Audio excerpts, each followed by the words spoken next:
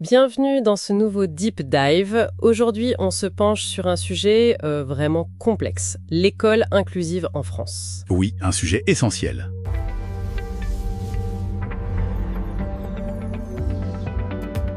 On est le 25 août 2025 et c'est pas anodin.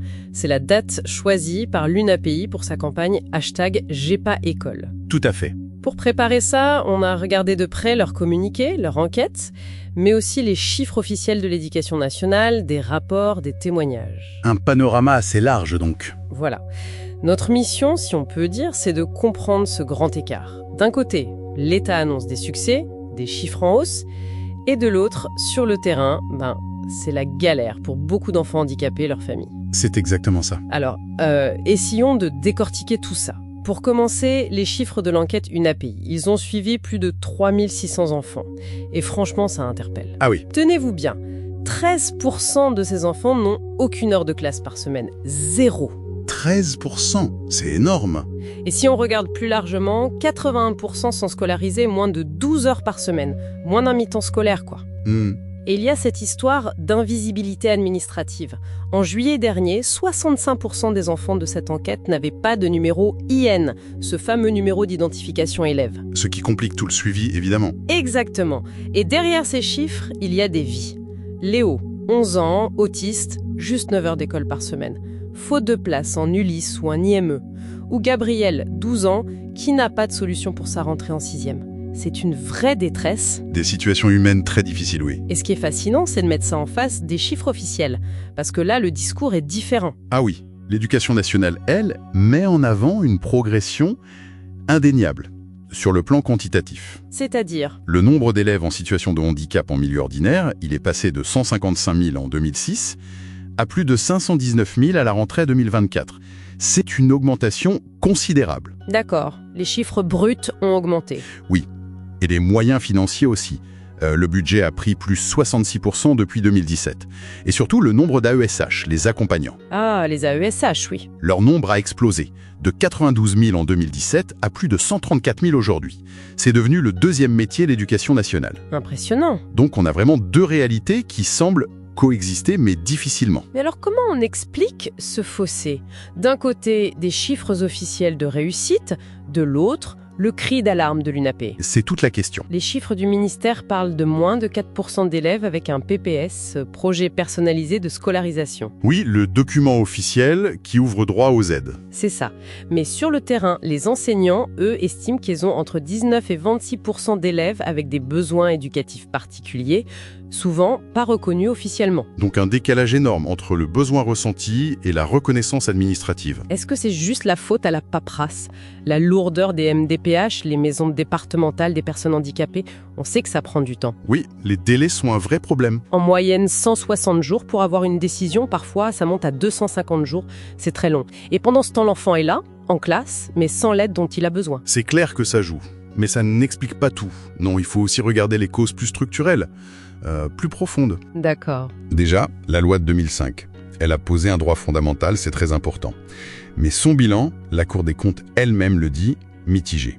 On a beaucoup misé sur le nombre, le quantitatif. Plus que sur la qualité de l'inclusion. Voilà, c'est un peu ça. Ensuite, il y a un vrai goulot d'étranglement dans le secteur médico-social. Les IME sont pleins, saturés. Pourquoi? En partie à cause de l'amendement Creton. Il permet de maintenir des jeunes adultes dans les structures pour enfants, faute de place pour eux dans les établissements pour adultes. Du coup, ça bloque les entrées pour les plus jeunes. Ah oui, d'accord, un effet domino. Exactement. Et puis, il y a la question centrale des AESH. On a dit que leur nombre a augmenté, c'est vrai. Mais dans quelles conditions? C'est là que ça coince. Souvent, oui. La majorité travaille à temps partiel, souvent subi. Les salaires sont bas, très bas, d'où un turnover important. Les PIAL, qui devaient mieux organiser l'accompagnement. Les pôles inclusifs d'accompagnement localisés, c'est ça? Oui. Ils sont souvent critiqués. Certains syndicats disent que c'est devenu surtout de la gestion de ressources humaines, parfois au détriment de l'accompagnement lui-même. Ils parlent d'inclusion low cost. L'expression est forte. Face à ça, le gouvernement a quand même lancé des choses. La stratégie pour les troubles du neurodéveloppement, le livret de parcours inclusif, et maintenant on parle de transformer les PIAL en PASS. Les pôles d'appui à la scolarité, oui. L'idée, c'est d'offrir un soutien plus large. Mais bon, l'accueil est mitigé, non? Les associations, les syndicats? Disons que pour beaucoup, ça ne touche pas au cœur du problème, la précarité des ASH et le manque de moyens généraux. Et du coup, les revendications sont assez claires et partagées par beaucoup d'acteurs. L'UNAP, mais aussi les syndicats comme la FSUS-NUIP, le SNALC, la CGT. Qu'est-ce qu'ils demandent principalement? D'abord, un vrai statut pour les ASH, un statut de fonctionnaire catégorie B pour reconnaître leur métier et le stabiliser. Logique. Ensuite, un investissement massif dans la formation de tout le monde, enseignants, ASH, et dans les moyens pédagogiques adaptés. Et pour les familles? Le point crucial, un véritable libre choix du mode de scolarisation, un choix qui soit basé sur les besoins réels de l'enfant, et pas juste sur ce qui est disponible, ou plutôt indisponible. D'accord, un choix éclairé et réel. Bon, si on essaie de résumer, l'école inclusive en France, elle est vraiment à un tournant. D'un côté, on affiche des chiffres, une volonté politique, plus d'enfants sont accueillis qu'avant, c'est un fait. Oui, quantitativement, il y a eu des avancées. Mais de l'autre, des alertes très fortes, comme celle de l'UNAPE aujourd'hui avec #GetPasEcole, qui montrent que ça craque de partout. Des failles profondes et une vraie souffrance pour beaucoup d'enfants et de familles. C'est exactement cette tension qui est au cœur du sujet. Et peut-être pour finir, une question un peu provocatrice, pour ouvrir la réflexion. Allons-y. Au-delà des chiffres, des statuts, des budgets, est-ce que la vraie inclusion, la vraie de vraie, ça ne demanderait pas de repenser l'école elle-même, fondamentalement? C'est-à-dire? Plutôt que de toujours chercher à adapter l'enfant, même avec une aide, pour qu'il rentre dans le moule scolaire tel qu'il existe. Est-ce qu'il ne faudrait pas que ce soit l'école qui, dans son essence même, s'adapte à la diversité de tous les élèves? Qu'est-ce que ça voudrait dire concrètement une scolarisation vraiment adaptée?